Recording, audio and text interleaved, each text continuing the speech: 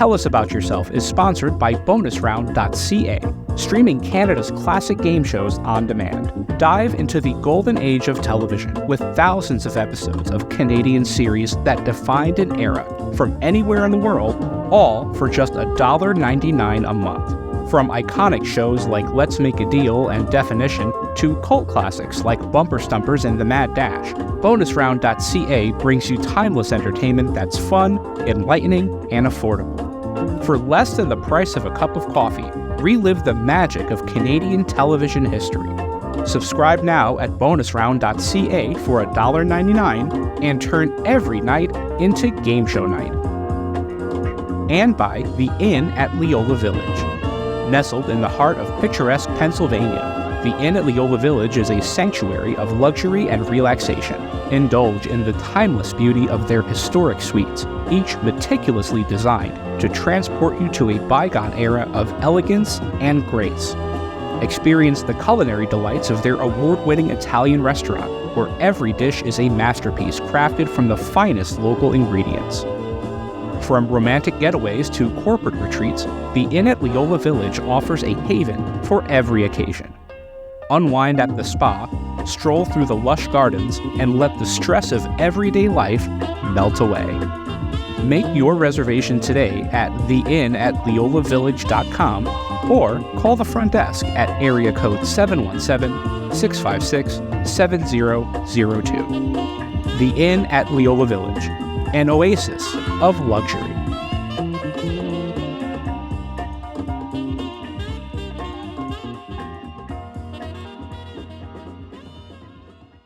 Tell Us About Yourself, Conversations with Game Show Contestants is produced in partnership with the Strong National Museum of Play in Rochester, New York, one of the largest history museums in the United States, and one of the leading museums serving families with highly interactive exhibits and programs.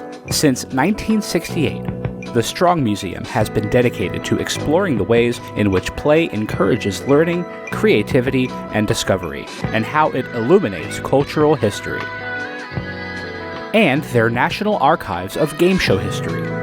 Founded by industry veterans Bob Bowden and Howard Blumenthal, the archive is home to thousands of artifacts representing over 80 years of broadcasting, including props, set designs, video interviews with game show professionals, and other iconic elements from the history of television at play. For more information about the National Archives of Game Show History or the Strong National Museum of Play, visit museumofplay.org or call area code 585-263-2700. Blue 35.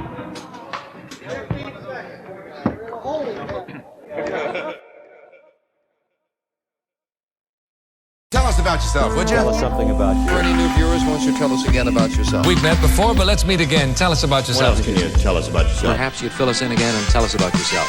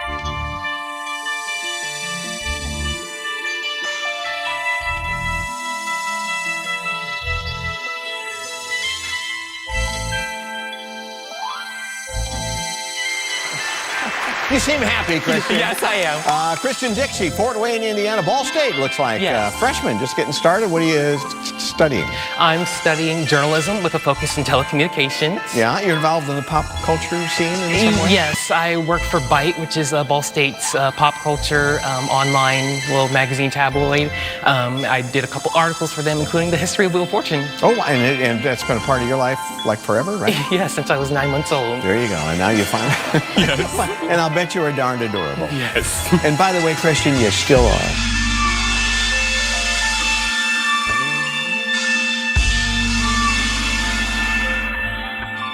I'm Christian Dixie. I'm from Fort Wayne, Indiana, and I am a customer greeter at Walmart. In 2020, I was on Wheel of Fortune for College Week spring break.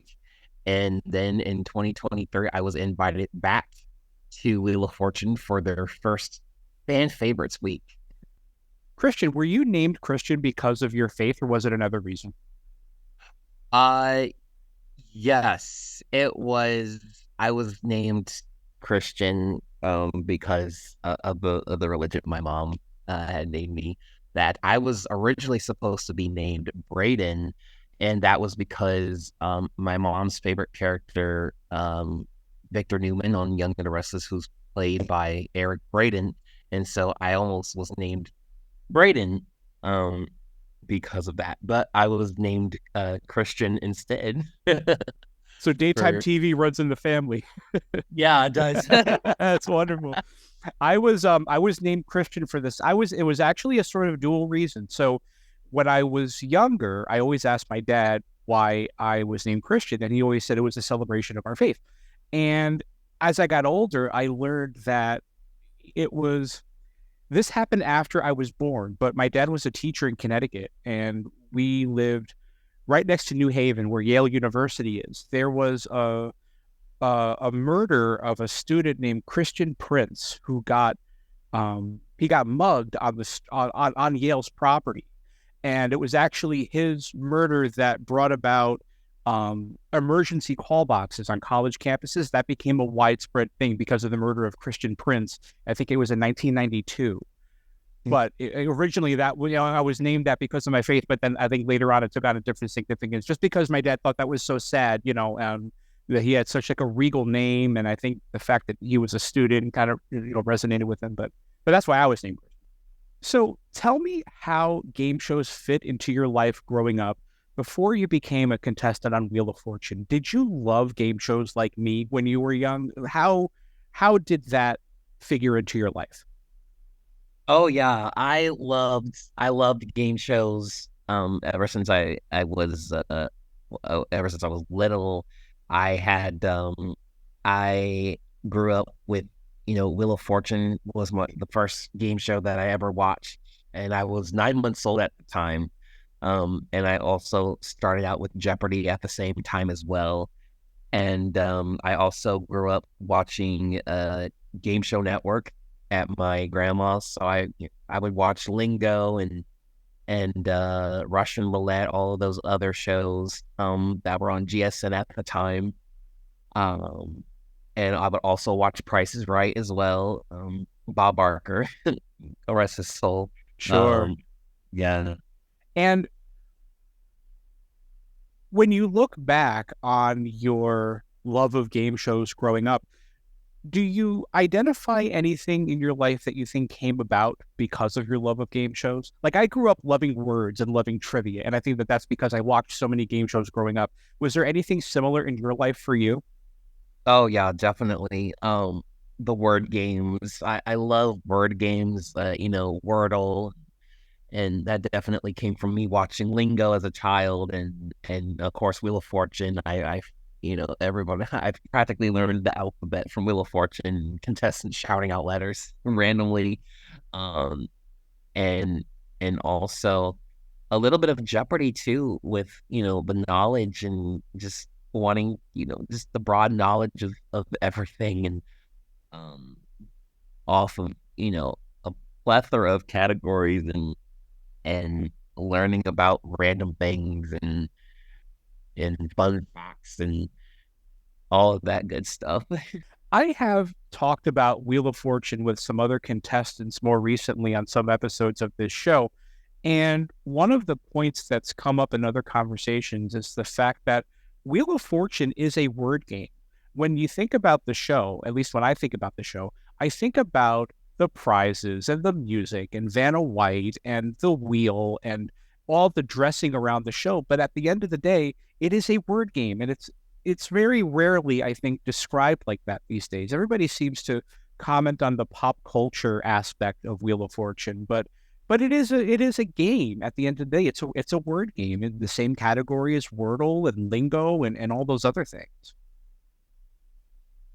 Well, and I feel that, that gets overlooked about Wheel of Fortune being a word game. Everybody likes to focus on, the pop culture aspects, like the bloopers and the technicalities and the missolves and all those other things, and the glitz and the glamour and Pat and Vanna and all of that stuff. But at the end of the day, it's a word game. And I think that's why Wheel of Fortune is so successful, because it has the childhood element of Hangman, and also the adult game at the casino, roulette with the wheel and spinning the wheel. And so it's a perfect mix of, child and adult. And I just feel like there's something for everyone, for all ages.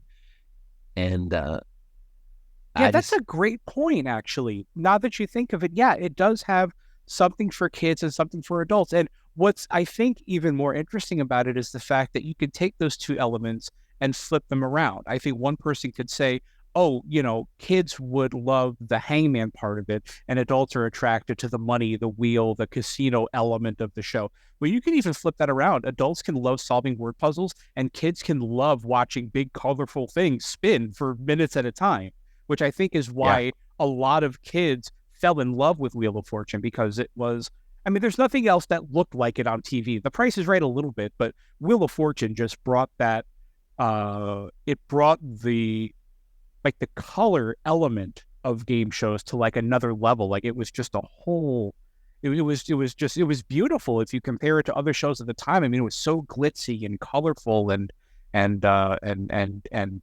in motion, everything was always moving. Oh yeah, it just felt like a huge production, and Merv Griffin being a huge integral part of that. And it's just so beautiful. And I do miss that era of Wheel of Fortune, the glitz and the glamour, the sparkly wedges and all the color, and it, back then it felt like a lot of thought was really put into it. Do you not feel that way about the show these days? I do feel that nowadays the show is still fun. To me, it feels like a little bit of the magic. It's definitely not the 80s or the 90s. And I feel like, for me personally, as a viewer, and as a longtime fan, I feel like, and of course, watching the classic episodes compared to the modern episodes, especially, I feel since the Neon era, 2003, when they had introduced the Neon puzzle board, is when, anyway, Wheel of Fortune was still fun to watch when I was coming up. I was born in the early 2000s, and now, at least after being on the show, it's kind of maybe there's some other factors that made me not, maybe it's oh, I've already been on the show, maybe I don't really want to watch the show anymore, or at least less often than I usually do. Maybe it's the contestant quality, or because I've seen stuff, fans talking about, oh, that the contestant quality has, decreased at least from the last couple of years. And I'm just sort of valid. I was Yeah, I think to a certain degree, right? At the contestant selection has not been as vibrant in the past few years as maybe it was in the early 2000s, and even going back to the 80s and 90s. I would say, with rare exception, and Christian, you were one of those exceptions, and I hope I'm not putting you on the spot here, but watching you on the show was a joyous experience for me, because it felt so great to watch somebody who clearly loved the show and was having the time of their life, Like, it was such a joyous experience to watch you. Oh, I appreciate that so much. And that's what being a lifelong fan of the show and really just getting to be out there and just literally being happy and having the episode air at a very pivotal time, when things were, things were starting to shut down, quite literally. Yeah, St. Patrick's Day 2020. It was literally around that time when everything started shutting down, and then my episode had aired. Wow, what an experience that must have been. Yeah, it was very interesting because, I think at that time, Wheel of Fortune had went on a hiatus. They had stopped, or they were on the verge of that. Before they had announced that, oh, we're shutting, going on a little hiatus, and they had to stop taping for the remainder of that season, season 37. And I was just like, wow, and I was like, what is the future of Wheel of Fortune going to be like? We were all wondering that, post pandemic,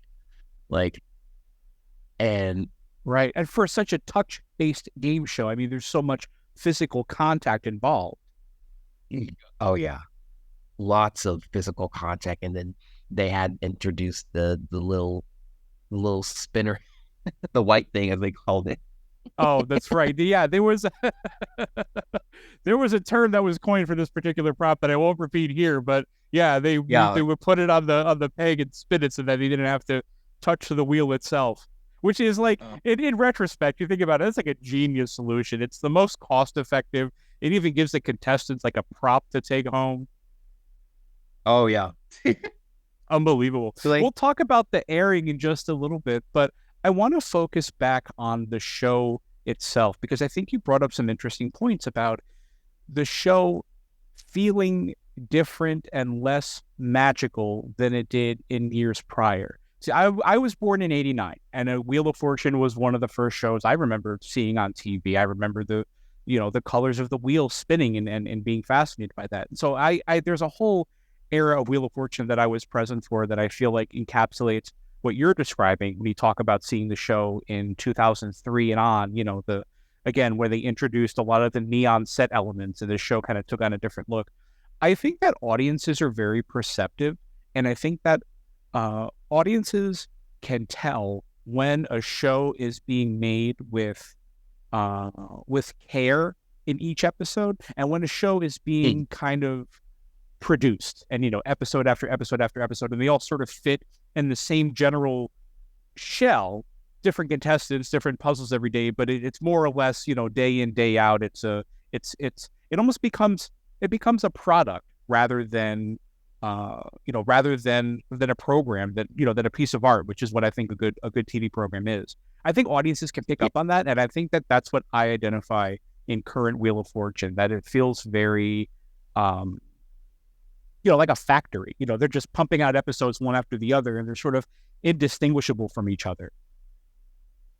Yeah, I definitely see that. It was like a lot of, compared, Wheel of Fortune in the 80s and 90s, and even some of the early 2000s up until 2003 when they started, the neon elements and whatnot. It felt like every episode was different.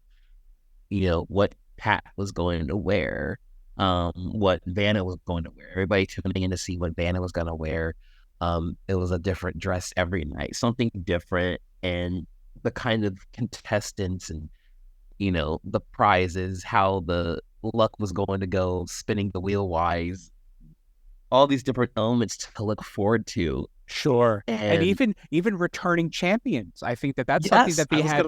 Yeah, that's something that they had years ago that they don't do anymore. I think it's so that they can rerun episodes in, whatever order. But again, I think that contributes to the show feeling sort of,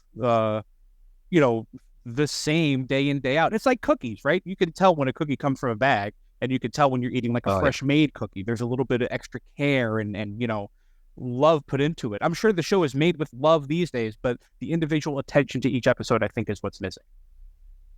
yes, I definitely feel that and see that like individual care to each individual episode and pumping out episodes like a machine. Like, Yeah. Yeah, that's what it is. And like I talked to somebody a couple weeks ago who was on several game shows, but she was also on Jeopardy. And she talked about, wanting to be on the show and sort of aspiring to that and finally getting to live that dream. And then getting there and realizing how sort of cold everything felt compared to the sets of other shows that she was on. And that she realized it was very much, get the contestants in, get the contestants out, next, get 5 episodes done.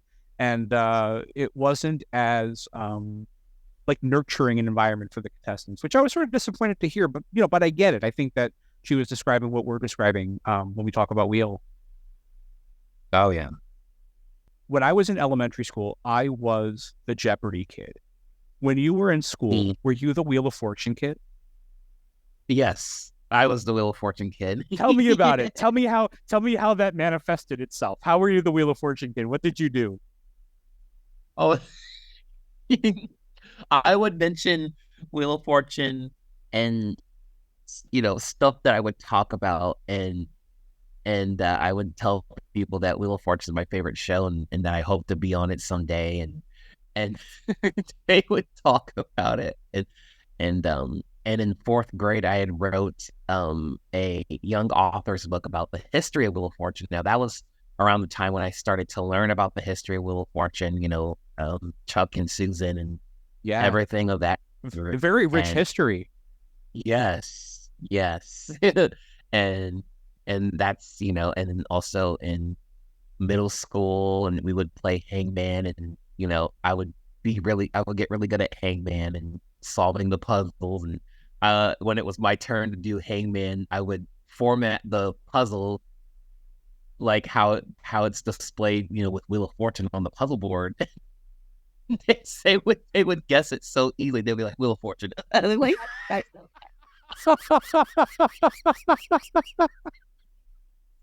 That's really funny. That's so funny. Oh man, I loved kids like you growing up. I was that. I was the game show kid, but for some reason, like Jeopardy and Wheel of Fortune were the ones that stuck with me. I think that's probably because those were the shows that everyone else watched. I used to carry the travel edition of the board game in my backpack when I was like in 2nd and 3rd grade, and I get in trouble for playing it with kids like when I wasn't supposed to.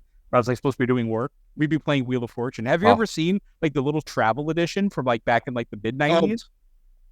oh yeah. Mm-hmm. Oh, it's beautiful. It has like a little flip top and the wheel was like built in and I loved it.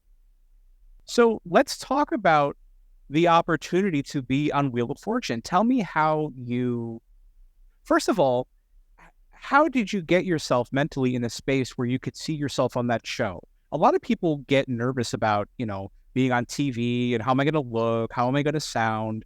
When you thought about being on the show, was that an element that made you nervous at all? Or were you the kind of person, and are you the kind of person that could do things like that very easily? I was the kind of person that would do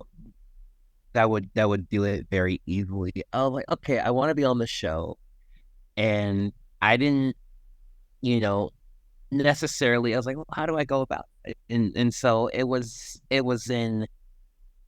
I actually had tried it out one time before, and it was in 2017. It was in February 2017. I had sent in my first audition application and along with the application video, and I had auditioned for Teen Week. I was sophomore in high school at the time, and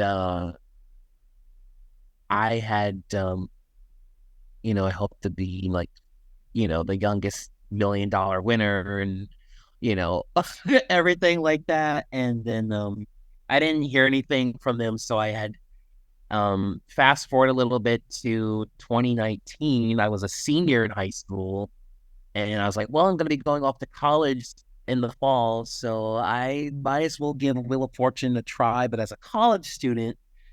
So I had sent in another application and another video application as well. And 10 days later, I had gotten an email from Wheel of Fortune inviting me to audition in person for them. Now, this is, in 2019 when they were still doing in-person auditions and everything, in a city that's, near you, where they would do the auditions at. So they had invited me to Detroit, Michigan, at this hotel, and it took place in the ballroom for me to audition for them, and it's like me and like 60 other people. And I remember almost not getting to go to audition because this was around the end of the school year, and my dad is a bus driver for the school system, and he was like, man, I'm like tired from driving. I don't really feel like almost taking you. And then my mom had stepped in and played devil's advocate, and she was like, if this was your dreams, you would go out there and do it, would you? Hey, wonderful. That is Yeah. such good logic. Absolutely. Yeah. And then my dad was like, yeah, you're right. Oh, And then that's so so good. And he brought I got that's to- wonderful. Oh yeah. So shout out to my mom. Shout out to my mom. Shout out to moms. Yeah, shout out Just to moms, period. Absolutely. Oh, yeah. I want to talk for a second about the audition video. That is something that's come about, I think, in game shows recently. When you're applying to be a contestant, typically they ask for a picture of you and, some kind of selfie. You don't wear a hat, don't wear sunglasses. But lately, a lot of shows also ask for that audition video right on the spot. They'll say, talk about yourself for a minute. Why would you be a good contestant? Why should we put you on the show? What's interesting about you? I think that is so intimidating. That's such an intimidating step in that process, I think, for a lot of people. Tell me how you approached that part of this the first time. Tell me about that first video. And if you remember, what did you change about the second video? What was different about that? So the first video, I had recorded it on my iPad with using the recording camera. And I was just kind of like kneeling on my knees with the iPad on my bed. And I was just like, hi, Wheel of Fortune. My name is Christian Dixie. I'm 15 years old and I'm a sophomore at high school in Fort Wayne, Indiana. And I think the biggest thing that I had changed from the first audition and the second audition video was that as to why I think I would be a good contestant. In the second video, I had said I feel like I would be a good contestant because I would be a good sport, win or lose, or something like that. Okay, so you were like a little more neutral in the second one, trying to like appeal to everybody that might see it. Yeah. Yeah. I got you. Okay. Yeah. And then in the first one, I was like, I'm a good puzzle solver and I would keep the game moving along. And so I was more towards that end of the spectrum. And then I neutralized it in the second one. And I also was recording myself behind an autograph, a framed autograph that I had of Pat and Dan in the background. Oh, how did you get that? Oh, yes. So it was around, I think I was in 5th grade. This was in 2011, 2012-ish. And I had wrote a letter. I handwritten a letter to both Pat and Vanna asking for their autographs. And then like about a week or two later, I ended up getting their autographs, their signatures, and I got it framed. And that's how I still have those framed autographs to this day. And those were when they had their publicity shots in like 2011 for their around the time of their 30th season. Vanna wearing her purple gown and all of that stuff. So yeah. That's wonderful. So that's what you did between video 1 and video 2. You tried to have more of a broad appeal to, you know, the team of people who might be watching it. Oh yeah, definitely. I love getting other contestants' point of view on that part of the process, because I think that that's the part where most people who want to get at a game show kind of look for advice. Like, wait, what do I do? What do I say? What do I wear? Where should I be? How loud should I be? You know, there's so many questions about that part of it. So I love hearing about people who made a successful one. So let's talk a little bit more about the audition process. So your dad, despite being tired from driving the bus all day, brought you to your audition. Tell me what that was like. How many people were there, and what was the process like? Okay. So it went to Detroit, Michigan, and it took place in like this spacey hotel ballroom, the Grand Ballroom, and it was about me and about roughly 60 to 70 other people that were auditioning at the time, mostly the adult, and there was like me and one other person from Indianapolis, actually, who was auditioning for College Week like I was. And so that whole process, actually, when we had got there, it was contestant coordinator Jackie, who approached my dad, and was like, my dad had actually got offered to audition with me for like she had thought that my dad and I would look good for a father-son week. And my dad, politely declined and was like, "Oh no, I'm just here for my son." He said, "Christian, I am tired." Yeah, I just drove to damn Detroit. I am tired. Yeah, right. So, you see, you're lucky I brought you here. I am not playing this game. Right? Yeah. But so he had sat out there as I went in and auditioned, and we had played a series of mock puzzles, and we were all sat in different sections of the ballroom, and he would go through the seating. It was Teddy that went through the seating chart and would call our names, and we would stand up and spin the wheel. Jackie would spin the wheel, like 700, it'd be like T, and like, they were looking for, good projection in the letter calling, and the strategy with the letters, the letter combinations and whatnot, TION, AD, ING, among other things. And Right. After we had did that, we took the written contestant exam, which is it's kind of like on the video game version of Wheel of Fortune, 16 puzzles with some letters filled in, and you have 5 minutes to fill in as many puzzles as you can, and then after the 5 minutes was up, they collected our exams. They went back and graded them, and we got to watch the 4,000th episode of Wheel of Fortune while they were grading them. Oh, cool. That's wonderful. Yeah. And they don't tell you, what a passing score is. You don't know whether you did well. I mean, you personally probably know whether you did well or not. And being as good at Hangman as you are, Christian, I'm sure you were very confident in your score on that test before they even announced it. Oh, yeah. I had gotten at least 11 out of, or 12-ish out of 16. And, some people around me, they're like, "Oh, I was only able to get a couple of the puzzles filled in, like only 2 or 3 of the puzzles filled in within those 5 minutes." Bye. Yeah.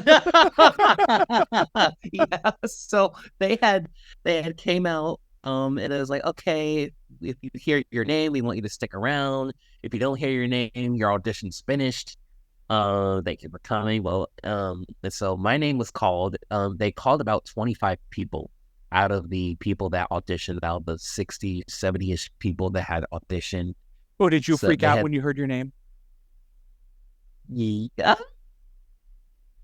Yes. I was like, oh my gosh, I get to stick Yeah. around. Like, yeah, I was like, oh boy. So with the 25 of us, we had played a more intense game. It was 5 of us playing against each other, like it was on the actual show. And we played 3 puzzles, a series of 3 puzzles, like the actual show. It was like a more intimate. The second part was a more intimate audition. Intimate part of the audition with the producers and everything. And after those 3 rounds, we would introduce ourselves like a Pat chat to the producers, as if we were talking to Pat, telling a little bit about ourselves and all of that good jazz. And then the audition was finished, and my dad was wondering, why is he in there for a long time? Because he also saw people leaving, and I was like, and he was like confused, like, why is he still in there? Right. And I was like, no, they wanted to, keep me around and want to know more, and kind of just see, more from me, strategic wise and personality wise and whatnot. Yeah, they wanted to. God, they wanted to know more about you. That's so exciting, and I Yeah. can't imagine how you're feeling at this point. I mean, loving the show for as long as you have, since almost literal birth, and now you're in front of the people that can put you on the show. Like, I can't imagine how exciting that must have been for you. Oh, it was super exciting. It was like, oh my gosh, I'm like this close to being on the show. Like, and they were like, if you get a letter in the mail within 2 weeks, after audition, that means that you've been selected. You're in the contestant pool, and then if you don't hear anything, then you'll have to try again the next season. And so I was going to the mailbox every day, every single day, those next 2 weeks, looking for that letter. And I didn't get it. So I was like, oh, well, I was a little sad at the time. And I was like, oh, maybe, I'll try again next season. And then 7 months later, in January 2020, I'm in college at the time. I'm in my 2nd semester as a freshman at Ball State University. And I get a call from one of the producers. They left the voicemail like, hey, this is so-and-so from Wheel of Fortune. Give me a call back. And they're like, we have a couple of questions to ask you. And so I was like, oh, what do they want to ask me? So I end up calling them back. And, they were like, are you at Ball State now? Because I was still a senior in high school, literally a couple days away from graduating when I had auditioned. And what were you At in the school for, time. by the way? I was in school for journalism. Oh, wonderful! I went to school for journalism too. That's so great. Yeah. And I was like, yeah, I'm in my 2nd semester at Ball State, and she as a freshman, and she was like, do you want to be on the show for college week? And I was like, yeah. It's like, yeah. Yes. Oh, that's wonderful. Oh yeah. And I was like, yeah, can you like make the flight out to LA in 2 weeks? I'm like, yeah. And I was like, think about that one. I was like, yeah. She was like, your spot is here. So I was like, I had a guaranteed spot. I was like, oh, like they really liked me. Oh, that's so and- good. Yeah. And then so I let I think the first person that I told after I got off the phone was my classmates, and then my professor. I was like, yeah, I just got off the phone with Wheel of Fortune. I'm going to be on there representing Ball State. And they're like, oh my gosh. And it started to like spread throughout the university, because and it was very historic, because Ball State, up until that point, Ball State was never represented on a college week at all. Out of all the college weeks that Wheel of Fortune had done up until that point. And so, I've seen, IU, I've seen, IU be represented and Purdue and all these other universities in Indiana, but, never Ball State. And Right. up What an until that honor. point, yeah. Oh, yeah. And then, I had told my mom, and then my dad my dad was kind of just eavesdropping as he was coming home from work that night. And I was telling her, yeah, Wheel of Fortune, I got off the phone with them, and, they want me to be on the show in 2 weeks. And my dad That's just so like dropped exciting. his stuff. And Yeah. she, like, my dad was in shock. I was like, are you serious? I was like, yeah. That is so had- cool. Yeah. And we were able to just, 2 weeks later, we ended up flying out to, LA the day before my tape date. And today actually is the anniversary of my tape date. February 6th was when we had filmed that episode in 2020. So Oh, how happy Wheeliversary. thank you. That is fantastic. Tell me about the 2 weeks between the time you found out you were going to be on the show and you getting on the plane to go be on the show. How did you prepare? Did you prepare at all in those 2 weeks? I did prepare. I did. I had played Wheel of Fortune within those 2 weeks. I actually played Big John's Wheel of Fortune. Big John. And, Man, that's taking yeah. it back. Oh yeah, I loved playing Big John's Wheel of Fortune. Helped me prepare for being on the actual show. Shout out to Big John. Shout out Yeah. to Big John all day. I should probably explain really quick just for actually, if you could explain, Christian, who Big John was in the world of game shows and what did he do for people like us? Oh yeah. So Big John, Jonathan Big John Williams, he is he's such a huge intricate part of the game show community. He is the guy behind many of the Flash game shows that he's developed. Price is Right, Wheel of Fortune, Press Your Luck. Yeah, like home versions, like for PC. Yeah, home versions for Windows PC. Yes, sorry, Mac users. That's all right. his games don't work on Mac, but You can't install the needs file on a Mac. yeah, you can install the needs file on the Mac.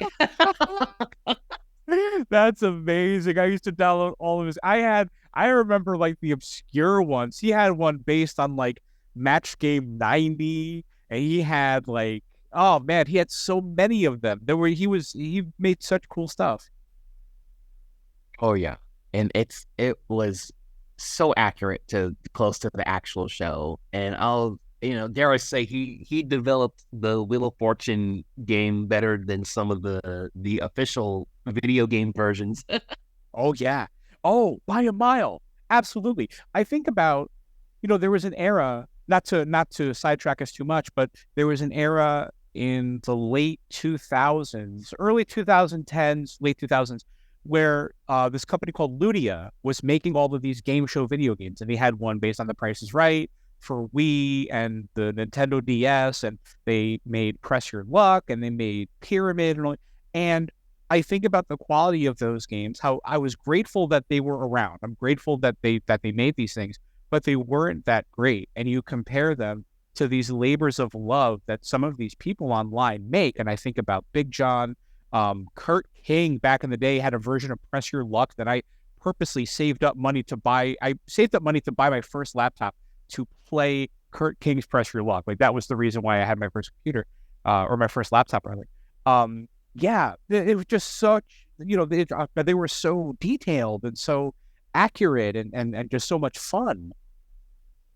Oh yeah, so much fun, and like even more options to choose from. And oh yeah, the customization you had. Yeah, like now you could pick like the color of the set depending on like the era of the show. Oh, amazing. Oh yeah, amazing, unbelievable. So you fly to Los Angeles and you land, and it's time to be on the show. I mean, I imagine there was a night there where you got a good night's. Hopefully, you got a good night's sleep before the show. Oh yeah, I did. Good. even in spite of me, like, thinking about it so much, oh my gosh, this is the night before, and like, I'm just like hoping that I perform, as good as I do when I'm at home on on TV. Sure. Oh my God, that's always the hope. Okay. I was on Who Wants to Be a Millionaire in 2009, and they aired in 2010, and I remember being so scared that I was going to answer one of the first 5 questions wrong and walk away with 0, because for some reason that's what so many people put in my head. They were like, "Oh, make sure you get those right. Don't be that guy who lost on the first question." And it's intimidating, isn't it, to like think about that possibility of like, "Oh, what if I mess this up?" Especially a show that you hold in such high regard. Oh yeah, absolutely. So tell me about the journey from the hotel to the studio. When you make it to the studio, tell me what that experience was like, taking all of this in and being physically present for Wheel of Fortune. What was that like? Oh my goodness, yeah. So the hotel, I had to wake up at around 5-ish in the morning to get ready, and then I went down to the lobby to wait for at the time they had a shuttle that would take us to the studio, um, and they don't have that anymore. They don't do the shuttle now. Um, at least for when I was on there the second time. We'll talk about the second time eventually. But yeah, it was we got shuttled to the studio, and with all the other college contestants, and we ended up getting to the studio. They ended up welcoming us, and we went into their little green room backstage, behind the little video wall. And we had went through the production briefing, going over the paperwork and everything, and practicing for our hometown howdies for the local affiliates in our area. And then we had started to go onto the set. We got a little bit of a set tour, being shown the used letterboard, and also being shown the totals, and like the scoreboard, and everything of that nature. And the wheel, right? Don't you have to learn how to spin the wheel? Yes, we also got to learn to spin the wheel. Mm-hmm. And how do you spin the wheel? Tell me what they told you in terms of like the process. How do you spin that wheel? So you hold your non-spinning hand on the on the little podium, and you reach out to the farthest to your right, and then you grasp the farthest peg you can, and then you draw it into you, and then spin the wheel. I don't know if I described it as best as I could, but no. Well, you know what? I'm physically miming it like as you're describing. So yeah, so you put your like my right hand is on the desk to like leverage myself, mm-hmm. and then I reach down, I grab the peg, and you have the protective cover for the peg because it's COVID. So I reach down, grab the peg with that cover, and then pull into myself, and then I let go, and the wheel's spinning. Uh-huh. And I'm doing it. It looks exactly the way they do it on the show. Yeah, that is very accurate. While this whole process is going on, while you're learning about while this whole process is going on, while they're showing you how to spin the wheel, and you're getting the legal briefings and the tour of the set and all that, are you learning anything about the show that you didn't already know as such a super fan? Like, did you take any new information about Wheel of Fortune away from that process? And what was the most interesting part of that to you? What did you learn about the show that you maybe didn't know before you got there? I think the only thing was that I didn't know how, a little bit slightly smaller that the wheel would look in person, and also like how big the puzzle board looks, because it just looks so life size when you're like in front, and like they What was another thing? I think there was another thing. I think, oh yeah, and then how they do all the promos and whatnot beforehand, and like when they do during the commercial, um, they kind of just dub that in because Jim doesn't actually say, "Oh, tonight's Mr. Round's brought to you by," and he doesn't actually. They do. I feel like they dubbed that in post production, like Eggland's best. You know how they. I Oh, was like, right. Yeah, right. I think a lot of that, yeah, they do it, but I'm always surprised at how much of a game show you hear while it's taping and how much they add afterwards. Like when I was on Millionaire, I didn't hear anything. I heard the lights go up and down, and I was on a season where all the questions were timed, so there was like a ticking of a clock. But that's all I heard. Everything else was after. I'm always amazed at how much they added in post. oh yeah. So let's talk about the moment you got to play the game. How long were you in the studio before you were standing there as a contestant on the show? I was there for about a half an hour before being picked, or not being picked, but being up there on the podium, because I was the second episode to be taped that day. And so it was nice to not be the first up there, because that the rush of anxiety, especially from being you're one of the first three contestants to play. So it was nice to kind of just get a feel for what it's gonna be like up there, and watching the other three contestants that were up before me, to kind of just see how to handle it once I'm up there on the podium. Right. Yeah, you have somebody there to sort of set the tone. Yeah, exactly. Right. And then you're there and you're on the show, and Pat Sajak is to your right, and the audience. Oh, well, there's no audience because of COVID, but it's all around you. Tell me how that felt. Now, after loving this show for so many years, you are now standing in the middle of it. What did that feel like? Oh my goodness. Oh my gosh. I was like, I imagined this moment my whole life. And I felt so at home. I was just like, oh my gosh, I feel a little bit nervous, to just hope I do well on TV, just as I do at home. But other than that, I was just like, I feel at home. It felt like a home away from home. Oh, how beautiful. Did you cry? I might have cried. Yeah, afterwards, after my episode was filmed, and I had got back to my hotel room, I was just like, oh my gosh, I did it. Yeah, just that emotional release. Yeah. Oh, beautiful. So tell me about being on the show. I want to hear about what Pat Sajak was like. He is one of my favorite game show hosts. And you mentioned that you went to Ball State. Ball State, the alma mater of David Letterman, who I think is very similar to Pat Sajak in his sense of humor and the attitude with which he hosts his show. While it's not a game show, I think they have the same sort of style. They're two people who know they're on TV. They're very self-aware, and they know how silly at the end of the day all of this is, but they're there to have fun.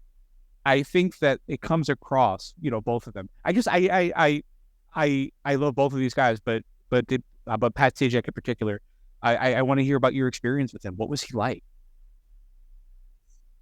Pat Sajak is amazing. I just loved him.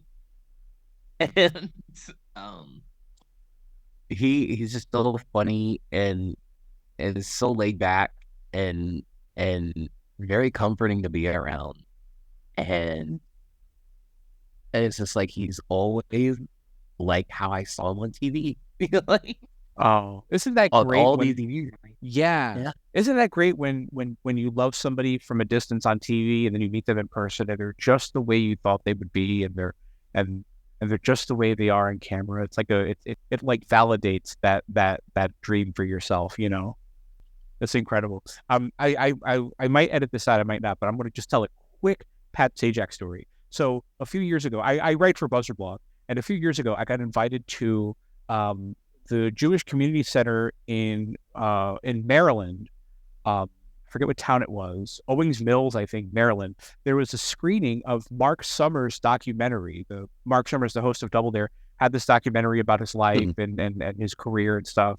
And he was there to introduce it, and there was a screening. And at the end, there was a question and answer session with a surprise host. And the surprise host was Pat Sajak, because apparently he lives in Maryland. He has a home there. I was beside myself. And I got to ask him a question. We talked about, I talked about how like the rules of a good game show become like poetry. And with Pat Sajak, I got to recite the rules of Hollywood Squares, like in unison. It was so cool. He was awesome. And I can confirm everything that you're saying.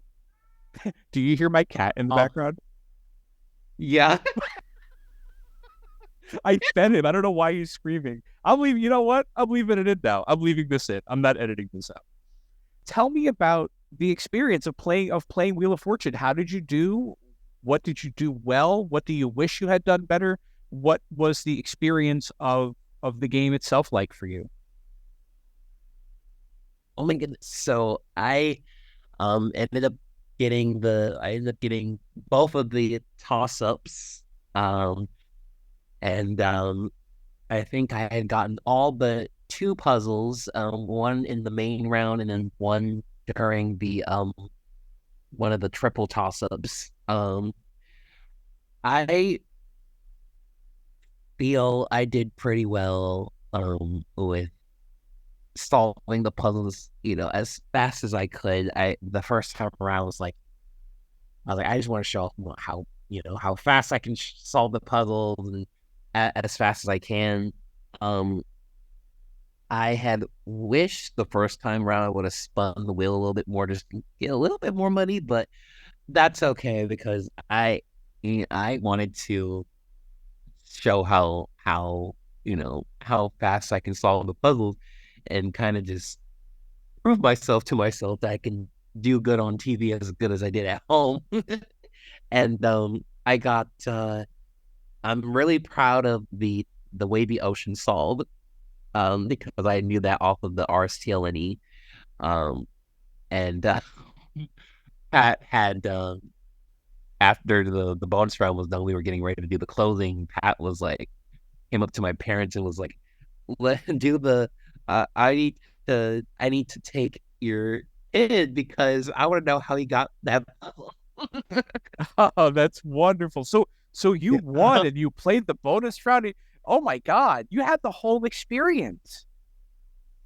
Oh yeah. You had the whole experience. Tell me what you won. What was the total and what prizes made that up?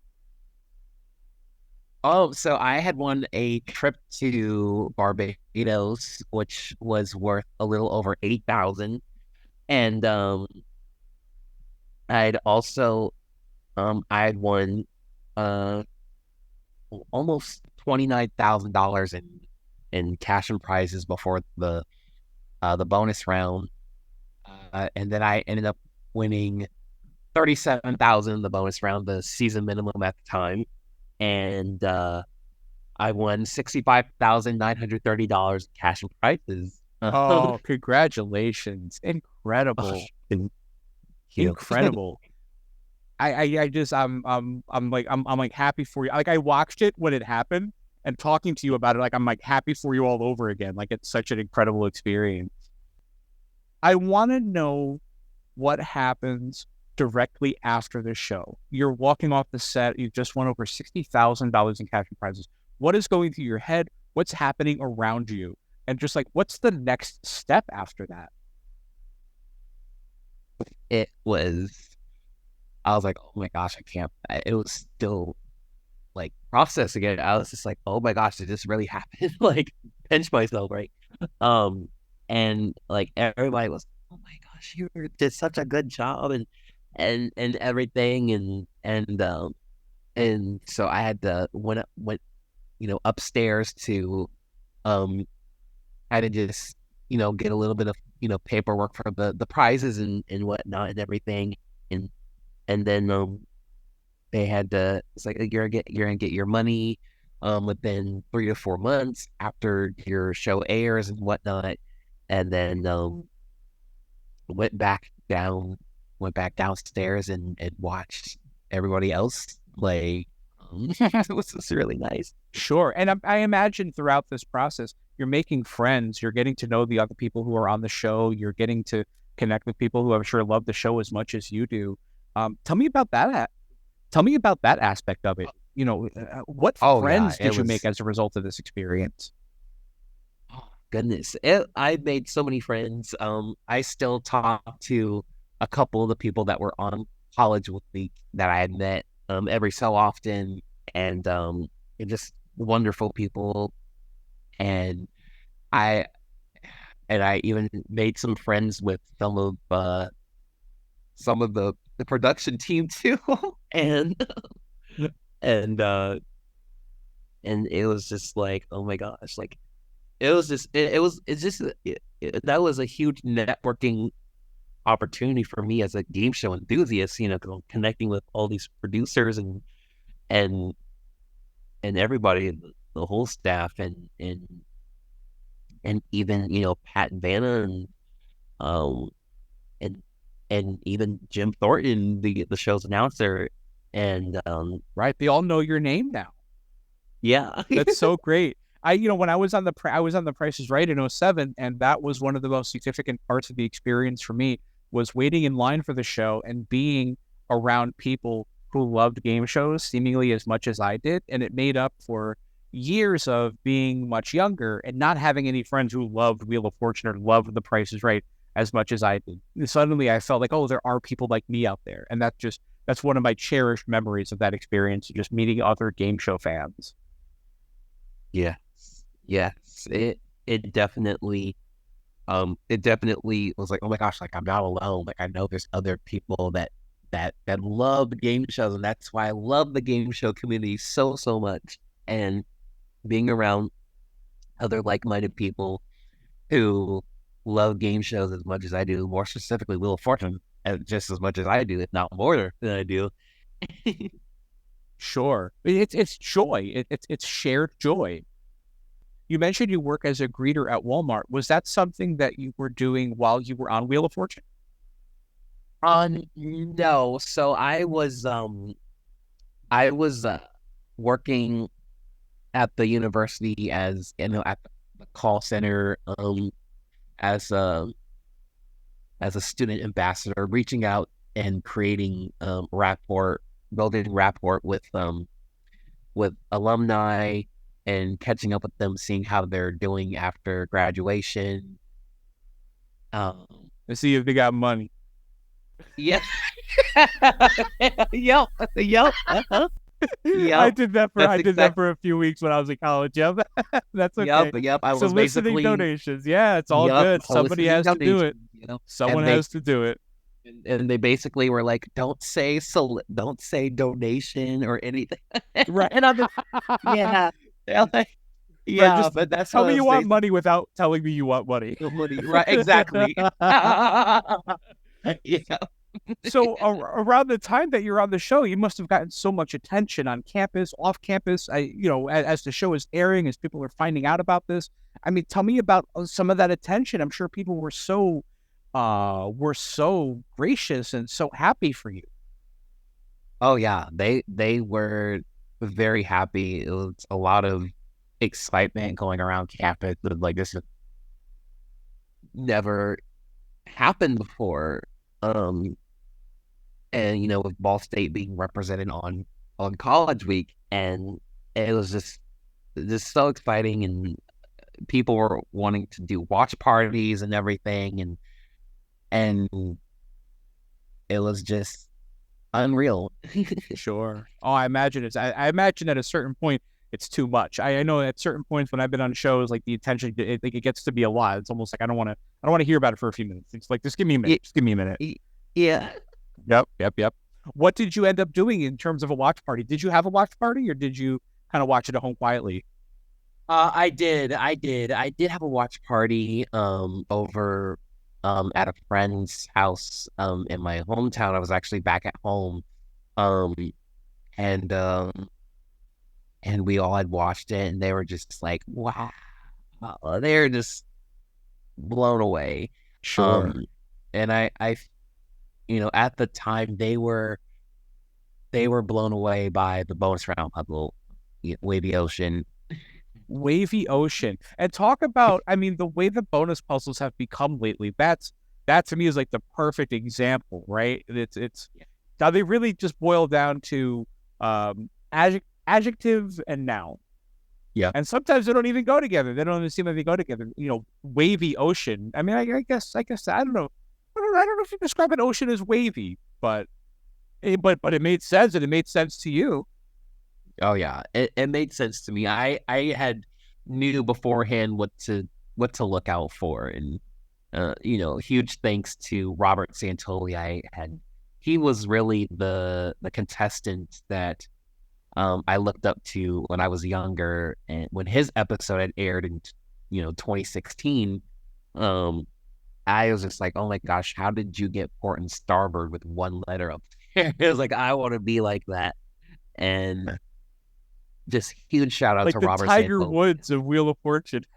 Yeah. Amazing. Exactly. Yeah. I mean, like the puzzle solving skills that are developed as a result of watching this show for years and years. I mean, we're creating this generation of like super contestants. I mean, it's amazing how good people can get at Wheel of Fortune, at Hangman, and word puzzles. I mean, you could adapt that skill to so many different kinds of word puzzles.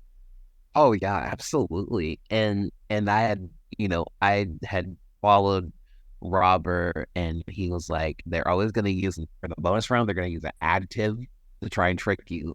And so I was like, okay, that's good to know. And that's So exactly what they yeah. did. Yep. And I was like, okay, like, so with like ocean, wavy ocean, I was like, okay, the E and the N, I chose place. I know that it's ocean just off of the E and the N. And I was kind of like, okay, but what's the adjective? I was like, okay, what are some adjectives that describe the ocean? And I thought of waves. I was like, the E is already up there, so it's not waves. So I was like, wavy with the Y. So I was like, okay, it's wavy. It's like something associated with the ocean is like waves, wavy. And they like to use like obscure letters like Y, W, B.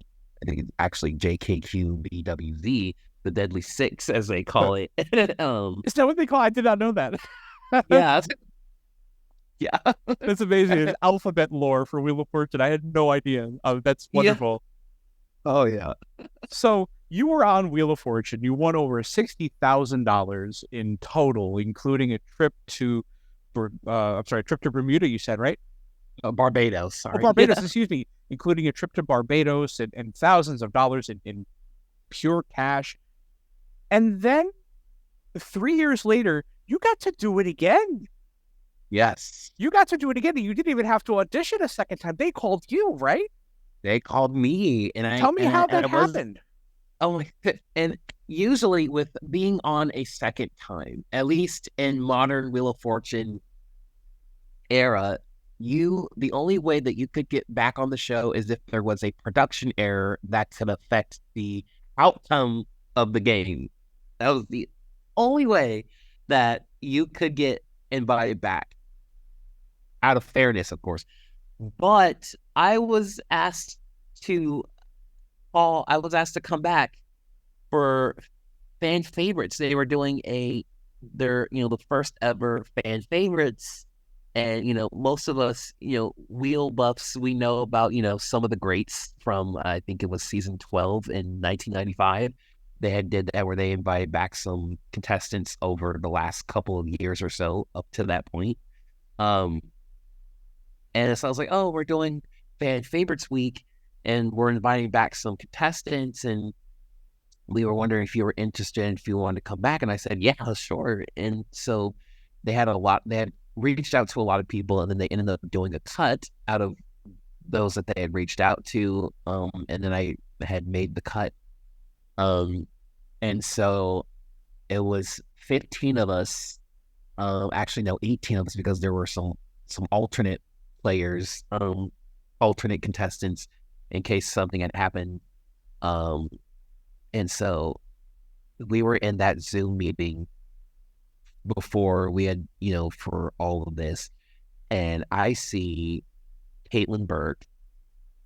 I was like, oh my gosh, is the one that did that. I have got a good feeling about this. I was like, oh my gosh. Oh, she solved it with no letters. I remember that. Yeah, she solved it. Yeah. I was like, oh my gosh. Like, they invited her back too. And seeing some of the other contestants, Dave Andrade, who had a very incredible run in season 37. He had won he broke $100,000 without winning the $100,000. He had won like 70,000 plus in the main game, and then he won a BMW in the bonus round. And then some of the other contestants from, over the last, 13 years up until that point, for, memorable contestants. And now they're actually doing fan favorites at the end of every season now, because they will be doing a fan favorites at the end of this current season 41. I'm very glad that fan favorites was received very well as it was. A lot of heavy hitting contestants like myself and Emil, New Baby Buggy, among others, were invited back for this, and I had a different strategy for the second time around, because all right, these are people that have been on the show before. Like, I don't know who I'm going to play against, and then they had already predetermined who we were playing against, and I played against Caitlin, who had solved that puzzle with just one letter up there. And then I was also playing against Blair, who had that really hilarious interview with Pat, trapped in a loveless marriage. Oh, that's right. Yep, I remember him.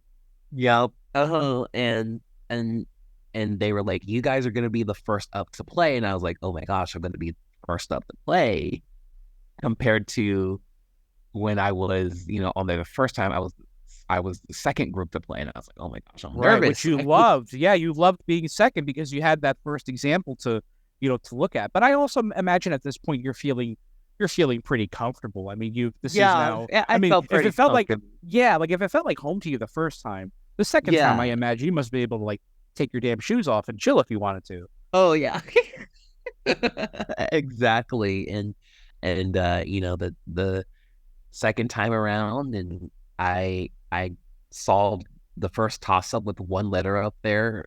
Welcome back. I knew it with no letters, but I had to wait till Vanna pressed the tile for it to start. Oh, that's right. Yeah, you can't buzz in until Vanna like puts it in motion. That's right. Yeah. Wonderful. How did you do on Fan Favorites Week compared to your initial appearance? I had won over 64,000 plus in cash and prizes. I had won the main game with almost $20,000, and then I had won the bonus round again, and I had won an Infinity. I won a car the second time around instead of cash, like I did the first time around, and I had won almost 65,000 the second time. So I performed roughly the same that I did. I didn't solve as many puzzles or dominate as much as I did previously compared. But but you doubled your money. Yeah, and You did it again. That's incredible. That's so good. there's something so inspiring about it, and I think it applies to your situation, Christian, but it also applies to other contestants. And I think about, contestants like you on Wheel of Fortune. I think Jeopardy, this comes up a lot, but the fact that being a fan of the show and studying the show and loving the show, being a loyal fan, and having that tenacity to apply for the audition, to for your dad to drive you all that way to the audition, to see that process through, and to have it pay off in such a joyous way. It's like so inspiring. Has anyone ever commented on that aspect of it to you? Just how inspiring it is to watch somebody who loves a game play a game really well and just reap that reward? Yeah.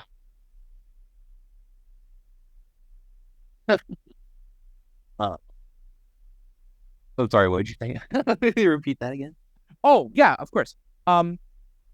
Has anyone ever commented to you about how inspiring it is to see somebody who loves a game play a game really well and reap that reward? Has anyone ever communicated that to you? Just how inspiring that is? Yeah, absolutely. Yeah, people were, came up to me and it's just like, oh my gosh, like people who remembered me for a long time were just like, oh my gosh, like you talked about this ever since you were a little boy, and like you actually did it. You went on the show and you won, and it was like, oh my gosh, you dominated out there, and it even inspired. I would even have future college contestants reaching out to me, inquiring, asking me, to give them tips, on their audition and how to go about getting on the show, and just like, when do I, how do I, do you have any tips on how to get good? And I would just, just give it to them, because I love the show so much, and being invested in the future of Wheel of Fortune, the contestants, the future contestants, and it just warms my heart just being able to give tips to a future contestant, an aspiring contestant, and especially if it's a college student and they're wanting to be on a college week, and some of the contestants who were on after me was like, oh, I was inspired by Christian Dixie's episode, and I was like, whoa, it just blew my mind, because it just made me so happy how inspirational my episode was and still is to this day. And that, I'm very humbled and honored to still get recognized, and people still, remember the episode so well 4 years later. I thought it would die off quickly, but You did?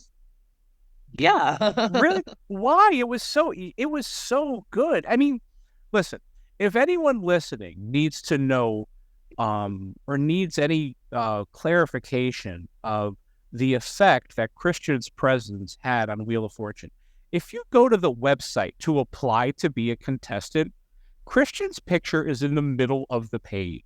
Oh, I mean, that's how good a contestant you were. I'm amazed that you thought it would go away so quickly. I mean, it was. I mean, joyous things like that, I mean, stick around. They stick in people's minds for longer than we'd ever think. Oh yeah, I'm so, I see, like, my dad would tell me, oh, they're still using you for, promo and on their website and like all this good stuff. And I'm just like, what? They're still using me? Like, I I couldn't fully fathom the magnitude, of which my presence had on Wheel of Fortune. And I was like, oh my gosh, that's like, wow. Like, I'm still processing it 4 years later. It must be that huge,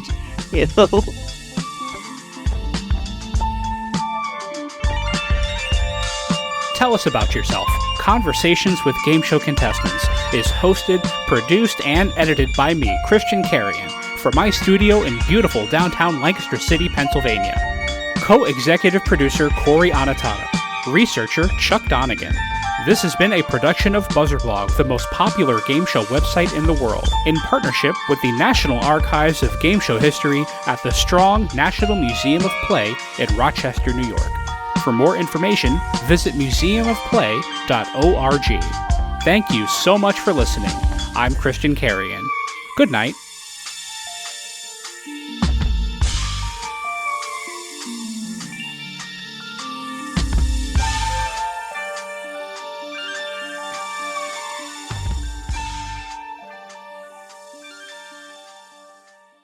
Tell Us About Yourself, Conversations with Game Show Contestants is produced in partnership with the Strong National Museum of Play in Rochester, New York, one of the largest history museums in the United States and one of the leading museums serving families with highly interactive exhibits and programs.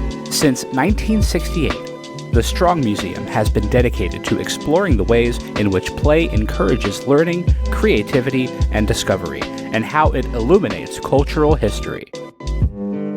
And their National Archives of Game Show History.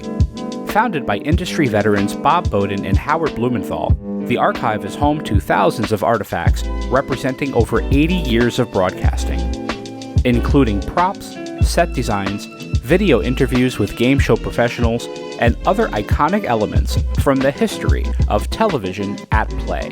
For more information about the National Archives of Game Show History or the Strong National Museum of Play, visit museumofplay.org or call area code 585-263-2700. Tell Us About Yourself is sponsored by bonusround.ca, streaming Canada's classic game shows on demand. Dive into the golden age of television with thousands of episodes of Canadian series that defined an era from anywhere in the world, all for just $1.99 a month.